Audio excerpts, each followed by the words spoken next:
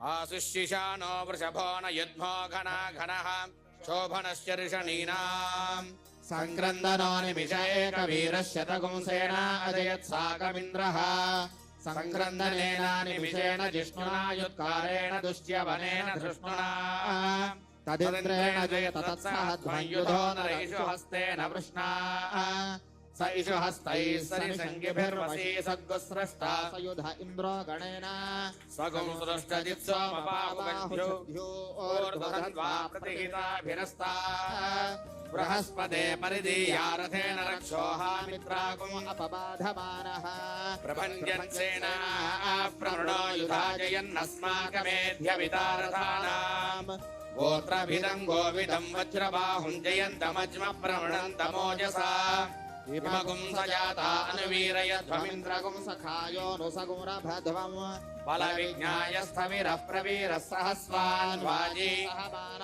उग्रः अभिवीरो अभिसत्त्वा सहोजा जैत्रमिन्द्ररथमातिष्ठ गोविदो अभिगोत्राणि सहसा गाहमानो धायो वीरशतमन्युरिन्द्रः दुष्यवनः प्रतनाशाळ युध्योऽस्माकगुंसेना अवतु प्रयुत्सो इन्द्र आसाम् नेता बृहस्पतिर्दक्षिणा यज्ञः पुर एतु सोमः देवसेनानामभिभञ्जदीनाम् जयन्दीनाम् मरुतो यन्त्वग्रे इन्द्रस्य वृष्णो वरुणस्य राज्ञ आदित्यानाम् मरुतागुंशर्ध उग्रम् महामनसाम् भुवनस्य वानाम् घोषो देवानाम् जयतामुदस्थात् अस्माकमिन्द्रः समृते जध्वजेष्वस्माकय्यायशवस्ताजयन्तो अस्माकम् वीरा उत्तरे भवन्त्वस्मानुदेवा अवताहवेषु उद्धर जयमघवन्नायुधान्युत्सत्त्वनाम् मामकानाम् महागुंसी उद्वृत्रहन् वाजिनाम् हेतुघोषः उपप्रेतजेता नरस्थिरावः सन्तु बाहवः इन्द्रो वश्यर्म यच्छत्वना धृष्या यथा सथा अवदृष्टा परापदशरव्ये ब्रह्मतगुंसिता गच्छामित्रान् प्रविशमैषाम् कञ्चनोच्छिषः मर्माणि ते वर्मभिश्चादयामि सोमस्त्वाराजामृतेनाभिवस्ताम् पुरोर्वरीयो वरिवस्ते अस्तु जयन्तम् त्वामनुमदन्तु देवाः यत्र बाणाः सम्पतन्ति कुमारा विशिखा इव इन्द्रो नस्तत्र वृत्रः विश्वाः शर्म यच्छतु यो वेदाम् ब्रह्मणो वेदामृतेन कृताम् पुरीम् तस्मै ब्रह्मज ब्रह्माज आयुः कीर्तिम् प्रजाम् ददुः भागधेयेनैवैनम् प्रणयति ब्राह्मणारुषेय उद्धरेत् ब्राह्मणो वै सर्वा देवताः सर्वाभिरेवैनम् देवताभिरुद्धरति यावतीर्वै देवतास्ताः सर्वा वेदविधि ब्राह्मणे वसन्ति तस्मात् ब्राह्मणेभ्यो वेदविद्यो दिवे दिवे नमस्कुर्यात् नाश्लीलङ्गीर्तये देता एव देवता प्रीणाति पर्याप्या अनन्तरायाय सर्वस्तोमोतिरात्र उत्तममहर्भवति सर्वस्याप्यै सर्वमेव तेनाप्नोति सर्वम् जयति शतम् जीव शरदो वर्धमान इत्यपि निगमो भवति शतमिति शतम् दीर्घमायुर्मरुतयेन वर्धयन्ति शतमेनमेव शतात्मानम् भवति शतमनन्तम् भवति शतमैश्वर्यम् भवति शतमिति शतम् दीर्घमायुः अग्ने यशस्विनो यशसे ममर्पयेन्द्रावतीमपचितिमिहावः अयम् मूर्धा परमेष्टि सुवर्चा समानानामुत्तमश्लोकोऽस्तु आयुर्दाज्ञे हविषो जुषाणो घृतप्रतीको घृतयो निरेधि घृतम् वेत्वा मधुजारुगव्यम् पितेव पुत्रमभिरक्षदादिमम् संज्ञानम् विज्ञानम् प्रज्ञानम् जानदभिजानदो सङ्कल्पमानम् प्रकल्पमानमुपकल्पमानमुपक्लुप्तम् क्लुप्तम् श्रेयो वसीय आयत्सम्भूतम् भूतम् चित्रः केतुः प्रभानाभान् सम्भानो ज्योतिष्मागुस्तेजस्वानातपग्गुस्तपन्नभितपन्नो रोचनो रोचमानः शोभनः शोभमानः कल्याणः वेदमनोच्याचार्योऽन्ते वासिनमनुषास्ति स सत्यं वद धर्मं चर स्वाध्यायान्मा प्रमदः आचार्याय प्रियं धनमाहुत्य प्रजातन्तुं मा व्यवच्छेत्सीः सत्यान्न प्रमदितव्यम् धर्मान्न प्रमदितव्यम् कुशलान्न प्रमदितव्यम् भूत्येन प्रमदितव्यम् स्वाध्याय प्रवचनाभ्यां न प्रमदितव्यम् देवपितृकार्याभ्यां न प्रमदितव्यम् मातृदेवो भव पितृदेवो भव आचार्यदेवो भव अतिथिदेवो भव यान्यनवद्यानि कर्माणि तानि सेवितव्यानि नो इतराणि यान्यस्माकं सुचरितानि तानि त्वयोपास्यानि नो इतराणि एके चास्मच्छ्रेयागुंसो ब्राह्मणाः तेषां त्वयासनेन प्रश्वसितव्यम् श्रद्धया देयम् अश्रद्धया देयम् श्रिया देयम् क्रिया देयम् धिया देयम् संविदा देयम् अथ यदि ते कर्म विकित्सा वा वृत्त विकित्सा वा स्यात् एतत्र ब्राह्मणाः सम्मनुषिणः युक्ता युक्ताः अलोक्षा धर्मकामाः स्युः यथा ते तत्र वर्तेरन् तथा तत्र वर्तेथाः अथाख्यादेशो एतत्र ब्राह्मणाः सम्मनुषिणः युक्ता युक्ताः अलोक्षा धर्मकामाः स्युः यथा ते तेषु वर्तेरन् तथा तेषु वर्तेथाः एष आदेशः एष उपदेशः एषा वेदोपनिषदो एतदनुशासनम् एवमुपासितव्यम् भद्रं कर्णेभिः शृणुयाम देवाः भद्रं पश्येमाक्षभिर्यजत्राः त्रैरङ्गैस्तुष्टुवागुंसस्तनूभिः यशेम देवहितं यदायुः स्वस्ति न इन्द्रो वृद्धश्रवाः स्वस्ति नः पूषा विश्ववेदाः स्वस्ति नस्तानिक्ष्यो हरिश्चनेमहि स्वस्ति नो बृहस्पतिर्दधातु ॐ शान्ति शान्ति शान्तिः सहना भवतु सहनौ भुनक्तु सह वीर्यङ्करवावहै तेजस्विनावधीतमस्तु मा विद्विषावहै ॐ शान्ति शान्ति शान्तिः आशास्तेयं यजमानोऽसौ आयुराशास्ते सुप्रजा स्वमाशास्ते सजातवनस्यामाशास्ते उत्तरान्देव यज्ञामाशास्ते भूयो हविष्करणमाशास्ते दिव्यं धामाशास्ते विश्वं प्रियमाशास्ते यदनेन हविषाशास्ते तदस्यात् तदध्यात् तदस्मै देवारासन्ताम् तदग्निर्देवो देवेभ्यो वनदे वयमग्नेर्मानुषाः इष्टं च वीतं च उभे च नोद्या वा पृथिवी अगुंहतस्पादाम् इह गजर्वामस्येदं च नमो देवेभ्यः शतमानं भवति शतायुः पुरुषस्यतेन्द्रिय आयुष्येवेन्द्रिये प्रतिष्ठति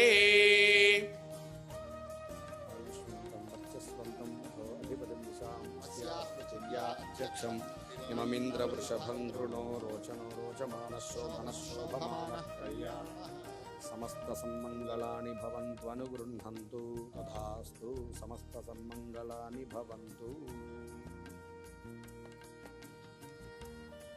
So namaskar to everyone, and such a pleasure to be here.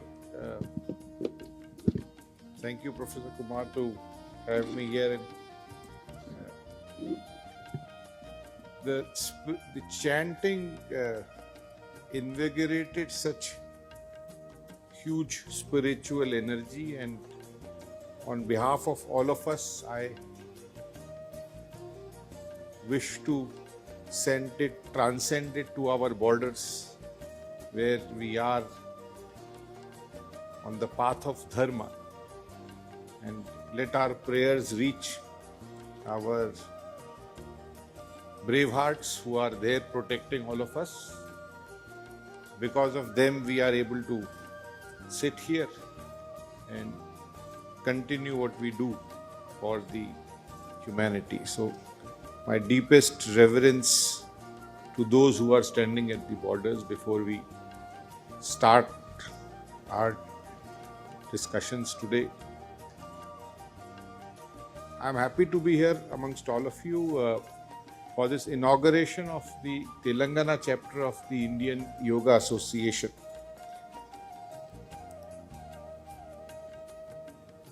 I am born in Kaivalyadham. It's an institution established in 1924 by Swami Kuvalanand. And in this institution, it was the first time where scientific research in yoga and philosophical research in yoga took place. So first time yoga was put into a laboratory settings. But Swami Kuvalanand was essentially a Sanskrit scholar. And therefore he carried two major responsibilities. The primary was to ensure that the yogic principles were carried forward without dilution, as in the traditional and paramparic way. Second was to conduct scientific research based on this philosophical texts, so that the majority of, and these are his words, majority of humankind is satisfied with the synthesis of yoga tradition and yoga science. So that is the background of Kaivalyadham. And in 1924, that was the period of renaissance of yoga. So as far as, the aspect of Hatha Yoga is concerned, those who follow the principles of Patanjali. And even at that time, if you see, there were three main paramparas which came. Those who were known. Of course, there are thousands who are there in Himalayas whom we don't know, some of whom he knows.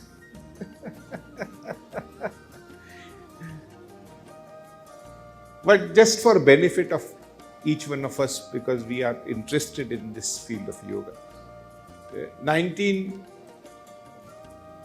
early 1900s, you had the parampara or the tradition of Paramahansa Swami Madhav Das. Paramahansa Madhav Das ji Maharaj was an ICS officer from West Bengal. He was the first, and then he renounced the world in the sense of renounced, became a sannyasi, and then he came to the Narmada Tat at Malsar near Baroda. Pre-independence, all these princely states were the supporters of, and they were benevolent to support the cause of yoga. So they would help yogacharyas to promote yoga because it was a rich cultural heritage of India. And so Paramahansa Madhav Das ji was at Baroda, and he had two disciples. One was Swami Kuvalyananda ji, who was in Baroda. And the concept of Kaivalyadham and research started in the year 1970 in Baroda. That is his writings, his research work. And this he did with help of the Maharaja of Baroda, the Gaikwads. Second student of Swami Kuvalanand ji, of Paramahansa Madhav Das ji, was Shri Yogendra ji. He established the Yoga Institute in Mumbai, which took to householders yoga, simplifying yoga for everyone. That was the intent of Sri Yogendra ji. Swamiji was more into scientific and philosophical research. So all of us, for general knowledge and for those who are interested in yoga, this is the first. Simultaneously, there was Shri Krishnamacharya in the Mysore Palace, who was being supported by Maharaja there into establishing physical culture. And he established a set of practices. He was primarily an Ayurveda Acharya, but he had his inclination in yoga. And there was a very beautiful synergy at that time when Krishnamacharya ji would also visit Kaivalyadham to know more about pranayam with Swamiji and scientific basis. But Krishnamacharya ji had 3 students. And these 3 students were, the first was his son. Anyone can tell his name? Desikacharya ji. So Desikacharya ji was in Chennai, and his primary focus is yoga therapy, and he combined the practices of mantras, individual curation. I'm just trying to simplify. These were really great people. Second was Yogacharya B.K.S. Iyengar. He also revolutionized the world of yoga.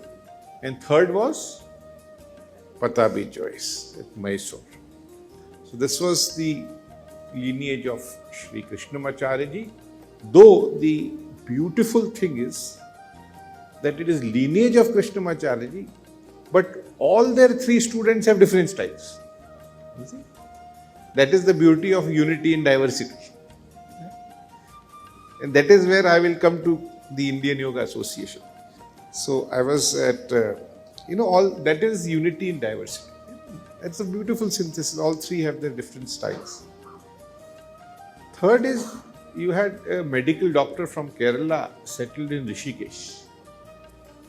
And that was Swami Shivananda Ji Maharaj. He founded the Divine Life Society.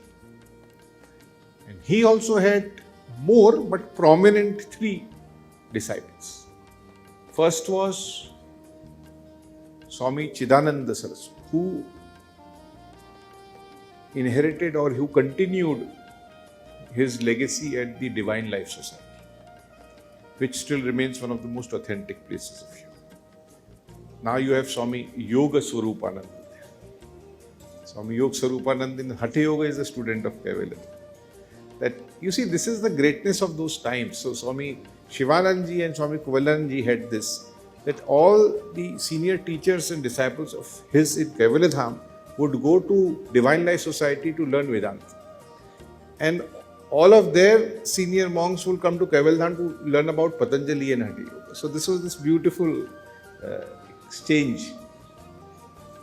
And he had 3, Swami Chidanandaji. Second was Swami Satyananda Maharaj, Saraswati, who established the Bihar School of Yoga. And Swami Vishnudevananda, who has established the Shivananda Yoga Institutes across. So these are, I say, the prominent which look onto the map of yoga. Of course, like I said, there are hundreds more very sincere and strong teachers who form. And they brought about this renaissance field of yoga, which always was a way of life. Yoga essentially was always promoted in the spirit of Patanjali when he speaks of Chitta Vritti Nirodha, that it has to do something with the most subtle aspect of human personality. What has happened over a period of time in the world, that yoga has been construed mostly and confined to yoga asanas. So probably if Patanjali is there, he is looking at us, he is thinking the definition has changed to yoga sharira vritta nirodha. You know, in Patanjali's Yoga Sutra, there are 195 or 96. There is one and 4 chapters. Out of that, how many are on yoga asanas? 3. Huh? So, anyone from the field of finance, what percentage is that? 1.5%, isn't it? So, asanas are 1.5% in Patanjali's Yoga Sutra, but the world thinks 98.5% is asanas and 1.5% is. Even he is not happy. Because yoga is far deeper. It's like what you see at the tip of the iceberg, and you think it is only the physical part of it, but the real aspect of practice is antaranga that goes inside. And therefore, there was a great need to ensure that this essence of yoga is maintained. Over a period of time also we realized that human beings are very, very happy trying to be doing things or achieving things or objectively gaining things, right? So if I tell you, okay, let's do 5 push-ups, at least you will try. Let us do it. Why? Because someone will see and appreciate. Is it? External gratification. But if I tell you, okay, let us close our eyes and sit for 10 minutes. Within 1 minute, one eye will open and see the neighbor's eyes open. Or isn't it? That is a real challenge. And it is increasing day by day with the span of attention reduced to almost 30 seconds to 45 seconds. You have to keep changing things within that time. So, I always think yoga is more about being than about doing. Sthita prajnata. That is what is the word. And therefore it is very necessary that what we practice, what we share in terms of knowledge is grounded in sthita prajnata, is grounded to evolve, to decipher the drishta bhav which we should have, the ability of ourselves to look at ourselves objectively. Now when yoga is a global phenomenon, everything is good. 10 years we are celebrating the 11th year. And I was visiting an Eastern European country. And this yoga teacher from that country was trying to explain to me about yogic philosophy. And I tell you, it was good that I was on the ground floor. Otherwise, I would have liked to jump.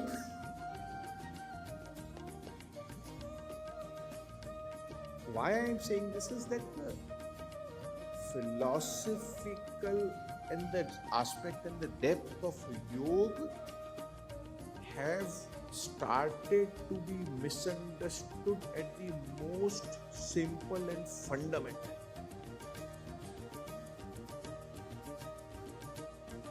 And therefore there is a need to understand this subject in a way which is the real essence. Are you with me so far? And I have the destination is IYA, but I'm just going through the journey. And it was always felt that you have such rich cultural heritage, you have so rich texts of yoga. And we have to understand in a simplistic way the fundamentals of yoga and also make it simpler for people to understand. So, when you discuss with the generation now and you try to make them understand about yoga, many a times those which are the most important concepts in yoga, people are not aware of. I think majority of us also like to ignore it. So, there are different levels of practitioners, Uttam Adhikari, Madhyam you have different level of proficiencies. So Maharishi Patanjali, and this is very relevant to us whether we are practitioners. Some of us will be regular practitioners of yoga, right? Some of us will be regularly irregular. And some of us will be waiting for this function to happen, then tomorrow we will go to him to learn. But for all of us, there are some very simple points which all of us will know, right? Ashtanga Yoga of Maharishi Patanjali. Yama, Niyama, Asana, Pranayama, Pratyahara, Dharana, Dhyana, Samadhi.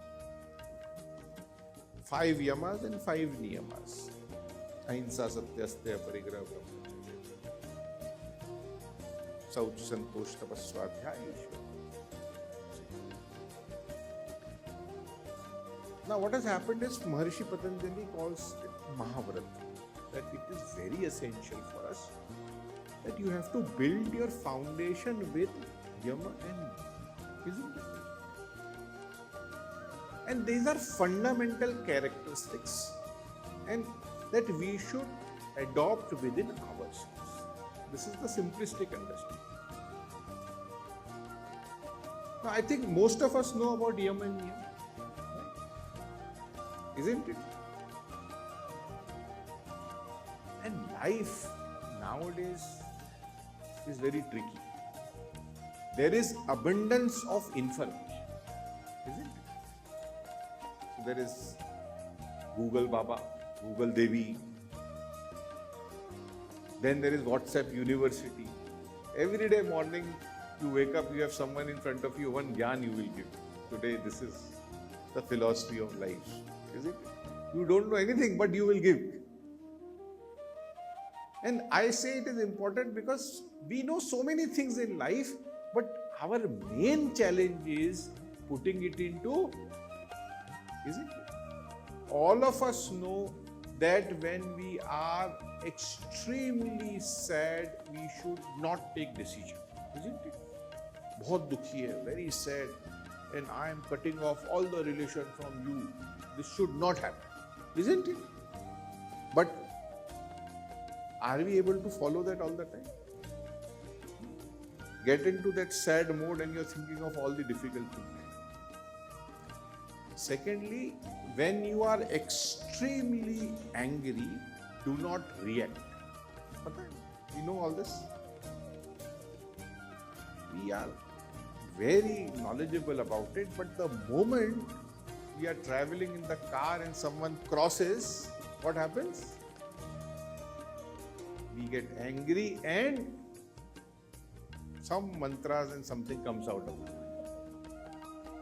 Right? So we know, but we are unable to. And then thirdly, when you are extremely happy, do not promise. You met your classmates after 25 years and then you say, now we should meet every Saturday. And then comes Friday. And you're thinking, oh God, why did I promise that? Isn't it? So you have information, you have knowledge, but you are unable to implement, execute, or experience that. Now that is the gap which needs to be fulfilled. And same thing is, I will come back to where I started, is with yamas. Every one of us knows, but the challenge is inculcating it in our life. And the question often is asked that how do you implement yama and niyama? Is it that we have spoken about it at 5 in the evening today, and from morning 4 o'clock Brahma Muhurat, I will start practice of yamas and niyamas? Is it possible? So awareness and observation. All you can do is, you are aware about it, observe yourself and try to inculcate those practices by yourself. Right? Ahimsa, the inherent nature of being non-violent. Right? Because you should be aware. I was promised that the function will get over by 6:30, but he is already speaking for last 1 hour. So what grows inside you?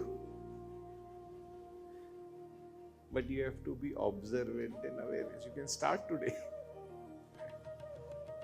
But this is not a philosophical discourse. This is my experience for last 30 years and reading and the blessings of my Guru. And the way I've been interacting with people in the university, the students, the adolescents. So the simplest thing I say is the ability of us to implement what we already know. And Yam and Niyam is the foundation. But human beings are very intelligent. What they find difficult, they will circumvent, isn't it? And therefore, again, I am coming, what you hear mostly in the field of yoga is the yogasanas. And I am not against it. There are probably many ways it will motivate, but now you have competition, yoga asana competition. And so, the concentration. So again, we have to reiterate to ourselves that yoga is a very deeper science which needs to be practiced, protected for our inner awareness and inner harmony and inner synthesis. Very important. And of course, there is yoga asanas. And like I said, 3 sutras, 1.5%, sthira sukham asanam, that is how you practice asanas. And that is where I tell everyone, there may be some of you going to power yoga, Pilates yoga, possible. But whenever there is confusion to ourselves, someone says, I did 28 asanas in 8 minutes. And I look at that person's feet to do pranams, that you have completely destroyed the principles of asanas. I said, 3 tests with Maharishi Patanjali has said. Sthira sukham asanam, prayatna shaithilya, ananta samapatithyam, tato dvand anabhikana. Simple. What you are doing, is it steady? Sthirata. See, even if we sit on the floor initially, you will find you are not stable. Your legs are moving, you are going up and down. First, develop that. Sukham, are you feeling well-being? Are you feeling blissful? Second test. And how do you practice? Prayatna shaithilya. Effortlessly progressing in the practices. Are you with me so far? Are you more confused than you were before? But what happens now, you see, in this world today? You are competing. You are trying to achieve that final posture. Your teacher is saying, today you will not go home unless I make your forehead touch your knees. Either you are doing it or you are not going home, straight hospital. It happens. Disasters happen. One of a very close friend of mine landed up with some teacher, has osteoporosis, forcefully did Dhanurasan, broke his sthira sukham asanam. It becomes a sthira dukkham asanam. Prayatna shaithilya. Effortlessly. I am just reiterating. Everyone knows. I am just trying to go back on the fundamental understanding. We force ourselves. There is never the need to force ourselves. There is never a need to compete with someone on the side saying, oh, you are going Purna Halasan. Whether I live today or no, but I will definitely try. Prayatna shaithilya. That is the essence. Why? You look at the whole aspect of practice. It is introspective awareness. You look inwards. That is what asanas are to do, to take you forward towards the practices of pranayama. And here comes the key. And at Kaivalyadham, we do emphasize a lot on the practices of pranayama. There is so much of scientific research. The advantages which are spiritual, the advantages which are physical. And beautiful definition, tasmin sati shwas prashwas yorgati vichcheda pranayam, regulation of breath. Now what has happened? Pranayam is supposed to be that aspect of Puraka, Kumbhaka, Rechaka, systematically done. But there is a fear of losing this because it has become breath work in West. And I am afraid that we would soon find ourselves importing that word, like dhyan has been destroyed with mindfulness. And pranayam essentially was, from your physical stability, the first word, tasmin sati, one of the meaning is when you are stable, when you are sitting in a stable posture. And so much of research, like I said, and you have Hatpadipika says, chale vate chale chittam nischalam chalam bhavet yogi sthanur vapinoti tatho vayu nirodhe. Your chitta and your breath is directly related. So have we seen, if you are in a situation which is anxious, you're going to the airport and you are sure you will miss your flight, what happens to your breath? There may be few great people who will calm down. But majority of us, what happens? And imagine you attending a class with Professor Kumar, relaxed, completely in divine presence. What happens to your breath? So that is the direct relations. So someone thousands of years ago thought, if this is automatic response, why don't we regulate the breath so that we can regulate the chitta? That is the essence of pranayam, which needs to be done in a very systematic way. Because text like Hatpadipika, and I say this for everyone, it is very, very important. Pranayamena yuktena sarva rogashayo bhave ayuktanam abhyasa yogena sarva rogas samadram. Then in 1100 AD they said the technique has to be right. So pay attention, shanai, be slow. But what our effort is to live in future. So we don't want to stay in present. Suppose you are told, sit down quietly. We will do 3 rounds of Anulom Vilom. Now what we will do? Our Anulom Vilom will be. Now what's next? Because we tend to live in what more? Ye dil mange more. You have to be sthita. And many times in life we take things for granted. We think that our mind and our body is completely synergized. For example, let us do one very simple exercise. How many of you think that whatever instruction you give to your body will listen? Please raise your hands. So, if you say to your hand, go up, will it go up? Let's try. Right? Mind instructs body. Did you get the question? Oh. So let us do one simple experiment. Please sit with your back upright. Okay. Now you have to observe your hands like this. Right?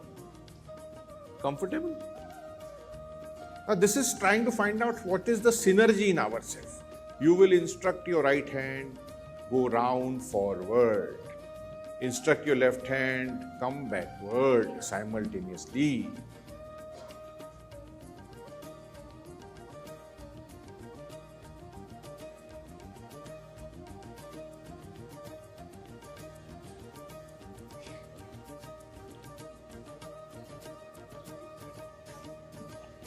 You got it? All right. So this is the level we are. What I am trying to say is we take this synthesis in our life for granted. But we should be able to ensure that if we are more aware, more sthita prajna, practice this with yoga for some days and you will get it. It's just brain mapping, it will happen. But this whole idea is that the ultimate aim is the synthesis of your mind and your body. So pranayam, and here comes the important part, pratyahara. In life, you have to live in this world, and therefore pratyahara is a practice where you are able not to be affected by things which you do not desire to be affected. For example, majority of our misery in life comes from the stimulus which you receive from the external world, isn't it? Suppose you are getting ready for a wedding, okay? Depending on who's getting ready, it could be 15 minutes or 2 hours, okay? Now you come out of the room and you meet your neighbor. First thing that neighbor says, something in your dress is not matching. Now what will happen till you go to the wedding and come back? What thought will be in your mind? Something is not. So we get affected. So whole effort is, if by practice you remain unaffected as per your own choice, 90% of your miseries in life are simple. But it is difficult to achieve that status. You tend to get used to so many things in life. For once, if you get used to hospitality offered by Professor Kumar, you need to go towards the level of pratyahara because you are always in a blissful situation. And you also need to learn then aparigraha. Then comes dharana, dhyana and samadhi. Simple. Our ability to concentrate. You know, in Thailand, you have, or these countries in East Asia, you have these big fruit markets. We also, and many a times they take, especially in Thailand, because they have a lot of elephants, they take elephants through these fruit markets. Has anyone seen elephant traveling through the fruit market? Elephant's first instinct will be what? Banana, orange. What will be the instinct? What do the manhards do? Simple. They take one stick and ask the elephant to hold. They put it in its mouth. The elephant is concentrated completely that my work is hold the stick. Then what happens? Nothing else.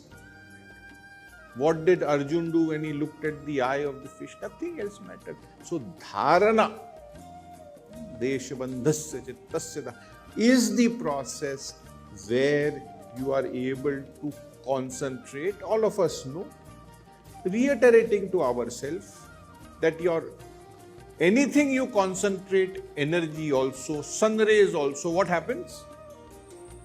You concentrate water, what happens to it? Hydroelectricity, right? So dharana is our ability to concentrate. Dhyan happens. Right? Dhyan will happen. And that is the major difference why everyone says that let us go and do dhyana. Similarly, you can lead yourself into dhyanastha sthiti with dharana. That is what Patanjali emphasizes.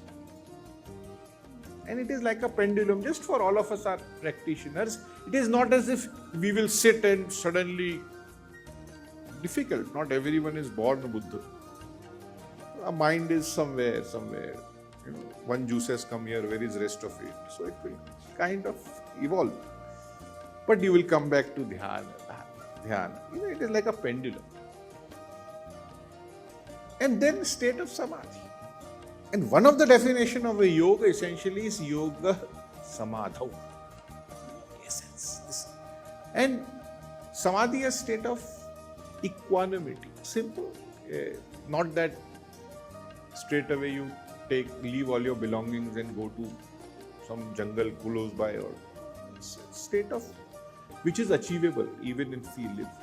So this is the essence of yoga which we are grounded in. Now what happened over a period of time is that we needed to restore the unity in diversity, because you also have lot of lineages following traditional yoga but different schools. So what do we do to unite them together? So in 2006, my father, who's now 94 years old, Dr. O.P. Tiwari, there is Dr. H.R. Nagendra ji from SVS, Dr. Ishwar Baswareddy. He was the director of Morarji Desai Institution. These people thought that Indian Yoga Association or some kind of association should come together which unites the different traditions of yoga, different lineages which believe in the essence of yoga. So they reached to Yogacharya B.K.S. Iyengar. And he said a very profound thing. He says, if there can be so many gharanas of music and still they play the same thing, why can't we have so many gharanas in yoga and believe in the same essence of yoga? And that was the birth of Indian Yoga Association in 2006, where we used to call him the Bhishma Pitamaha of yoga at that point of time, Padma Vibhushan. And in 2006, the Indian Yoga Association's idea was born. It started slowly. Everything in life, journey of 1,000 miles starts with first step. And it has traveled for so many years. It was, and now it has achieved a lot slowly, because yoga essentially is moksha shastra, science, spirituality. But now you have yoga therapy, you have yoga education. So there are a lot of institutions and we are working towards it. So it progressed slowly, but today we are proud to say that we have over 10,000 professional members of the Indian Yoga Association. You have its presence. Till yesterday, it was 26. Today, after inauguration, it is 27. The Telangana chapter has done an excellent job by starting in a very right way, and this is a reformation in the sense that from Shushupti, we are going into a mode where under his stewardship and leadership, I am sure that this essence of promoting of the traditional yoga will be taken up. So you have 10,000 professional members. You have 42 member institutions. So anyone you think who is in the field of yoga, any institution who understands the essence of yoga as chitta vritti nirodha, largely is all part of this Indian Yoga Association, and I have no doubt statistically also that this is the largest single association of yoga in the world. It has taken lot of efforts by lots of people, and we have seen it grow. And You have more than 5,000 life members. What is the essence? Essence is you maintain the qualitative aspect of yoga. There will be few institutions which would be here. You get them here. So establish a harmony and balance, because ultimately it is the cultural heritage of India and we need to promote it qualitatively. So our effort is to help in ensuring that there are minimum standards. So the Indian Yoga Association also has the PRCB, where we do certification. You have foundation course, you have certification, you have advanced certification programs. And all of you must be interested also in general knowledge. There is only one certification board in the world which is supported by the government, which is the Yoga certification, supported by the Ministry of Ayush. The IYA was the first PRCB, personal accreditation body, which did certification for YCB, which still they do. That means that you have minimum standards set, that if you are a yoga wellness instructor, you are a teacher, you are a yoga therapist, then you possess minimum standards to teach that subject.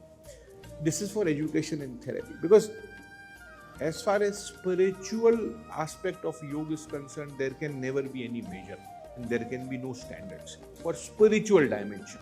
But this is because there is a third party interface. You are teaching someone, therefore you should possess some quality to ensure that this is done. Before I close, I will also give you a good news that after a lot of effort, we have been able to finalize a course of B.Ed in Yoga with National Council of Teachers Education. It was a very, very difficult task. But why this was done, we should understand. What happens is, when you're teaching to children, if the teacher possesses the special quality of understanding children better, that teacher would be in a better position to impart experience to the children according to their age. Next thing which IYA is taking up, and also because Kaivalyadham has done a lot of preliminary work in this, is yoga for special children. This is one of the areas which good evidence is coming in, and we will take it up. We are taking it up at national level. So Indian Yoga Association is growing in strength, and its strength is every one of us. Every one of us gives its strength to stand out in the world, that you promote yoga in its essence and not only merely the form of physical practice. Our aim is to grow, our aim is to conduct activities, our aim is to become resource for institutions so that they find everything at one place. And I will request all of you that today, if you go look for in the App Store or Play Store, look for the Indian Yoga Association app. Please download that app. IYA app, it is both in iPhone and Android. We have a database of 8,000 teachers in all institutions, everyone there, which helps everyone to find a teacher who's authentic and certified and verified by IYA. So, the Ministry of Ayush wanted this year to have a database where even someone in Kanyakumari to someone in Meghalaya can find a teacher, and that app makes it possible, so that you know that there is a person who's qualified. So we have come a long way, and I am so happy and so grateful for the invitation to be here, Professor Kumar. It's wonderful to be amongst all of you, and in this step of inauguration of the Telangana chapter. And I wish you all the best, and I am so certain, never in life before I have been, that you will lead this in a really good way to make a difference in the society. And I am so happy to be able to be amongst all of you. And I think I've spoken more than I intended to, but I was seeing the smiles in your face, so I continued. Thank you so much. Thank you so much. Thank you for your guidance this evening. Actually, you have covered many areas of yoga, brief history of yoga, like the lineages of Krishnamacharya and Sivananda. Our Guruji also often says about the lineages, and you have explained all the 8 steps of Ashtanga Yoga with live practical examples. That is really wonderful, and not only that, you have covered your experience also. That gives a lot of guidance to all of us, for which we are all very thankful to you. And on behalf of the Indian Yoga Association, Telangana State Chapter Committee, and here so many associates are there, so many member institutes are there. I cannot name each and every institute. On behalf of all of us, we present a memento. We request Dr. Ravishankar PG to present a memento, the chairperson of Telangana State Committee. He will be presenting a memento to respected Subhav Tiwariji as a token of love and affection from all of us, from the entire, the new committee, whatever you want to say, the state chapter committee inaugural meet.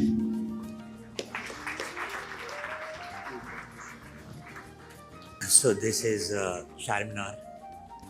You know, how many of you visited Charminar, and with the help of a guide, I'm not sure, but it is a symbol of the harmony of all religion in one. It's a great architecture. So, and where the Arabic, that is Muslim, and Hindu, so together they have designed. So a great details are there in that. It stands for love, it stands for harmony, and it stands for union, actually, which is the meaning of yoga. So, and it represents purely Telangana state. So this is our logo. So this is going to be our memento in future.